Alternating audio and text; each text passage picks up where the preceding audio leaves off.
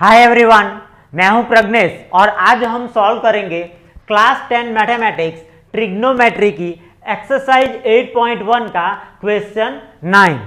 ये क्वेश्चन में हमें कहा गया है कि ट्रायंगल एबीसी में एंगल बी राइट एंगल है और tan a की वैल्यू है 1/√3 और हमें ये जो दो एक्सप्रेशन है उसकी वैल्यू फाइंड करनी है।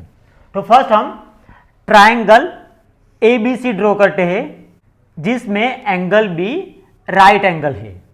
अब ट्रायंगल ABC में एंगल B राइट एंगल है, सो एंगल B के सामने वाली साइड AC होगी hypotenuse.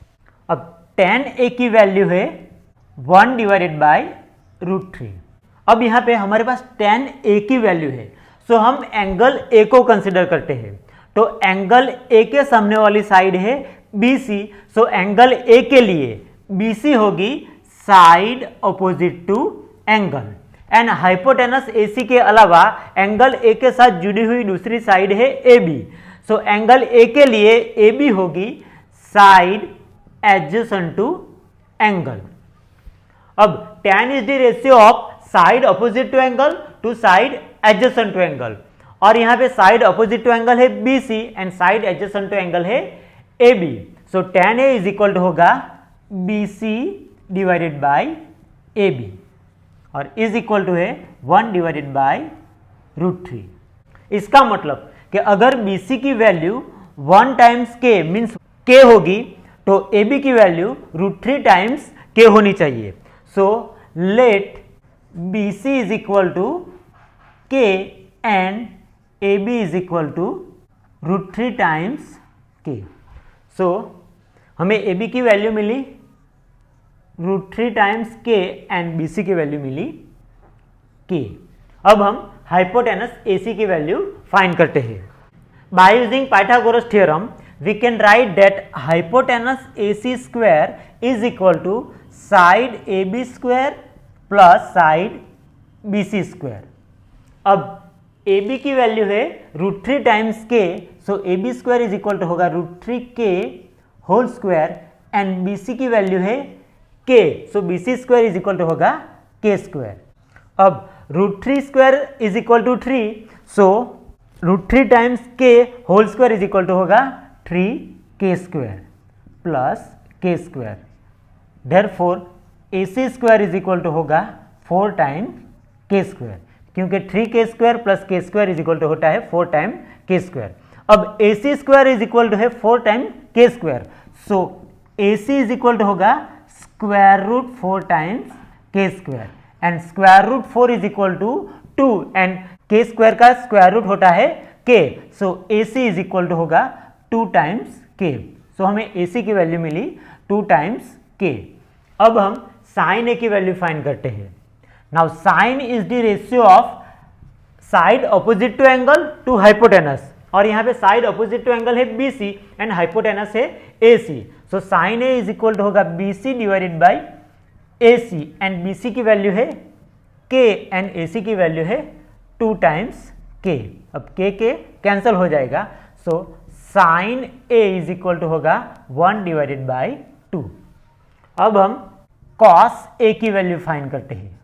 Now cos is the ratio of side adjacent to angle to hypotenuse और यहाँ पे साइड एडजेसेंट टू एंगल है AB एंड हाइपोटेनस है AC, सो ये होगा AB divided by AC and AB की वैल्यू है √3 टाइम्स K एंड AC की वैल्यू है 2 टाइम्स K। K कैंसिल हो जाएगा, so cos A is equal to होगा √3 डिवाइडेड बाय 2। अब हम साइन C की वैल्यू फाइंड करते हैं। अब यहाँ पे ध्यान रखना, हमें साइन C फाइंड करना है तो हमें एंगल C कंसिडर करना पड़ेगा। अब एंगल C के सामने वाली साइड है AB, सो एंगल C के लिए AB होगी side opposite to angle and BC होगी side adjacent to angle and sine is the ratio of side opposite to angle to hypotenuse and side opposite to angle है AB and AB की value है √3 times K, so sine C is equal to होगा √3 times K divided by hypotenuse की value है 2 times K, सो 2 times के, अब के cancel हो जाएगा, so sine C is equal to होगा √3/2। अब हम cos सी की वैल्यू फाइंड करते हैं। Now cos is the ratio of side adjacent to angle to hypotenuse, और यहाँ पे साइड एडजेसेंट टू एंगल है BC एंड BC की वैल्यू है K एंड हाइपोटेनस है AC एंड AC की वैल्यू है 2 टाइम्स K के कैंसिल हो जाएगा, सो cos C की वैल्यू आएगी 1/2। अब हम जो पहला एक्सप्रेशन है उसकी वैल्यू फाइंड करते हैं। तो पहला एक्सप्रेशन है sin A cos C plus cos A sin C। अब sin A की वैल्यू है 1/2 एंड cos C की वैल्यू है 1/2 प्लस cos A की वैल्यू है √3/2 एंड sin C की वैल्यू है √3/2। अब 1/2 टाइम्स 1/2 होगा 1/4, क्योंकि 2 टाइम्स 2 होता है 4, plus √3 times √3 is equal to होगा √3 square and √3 square is equal to 3, so ये होगा 3/4। अब ये होगा 1 + 3/4 is equal to 4/4 is equal to 1। So ये जो पहला एक्सप्रेशन है उसकी वैल्यू आती है 1। अब हम दूसरा एक्सप्रेशन की वैल्यू फाइंड करते हैं। तो दूसरा एक्सप्रेशन है हमारे पास cos A cos C minus sin A sin C।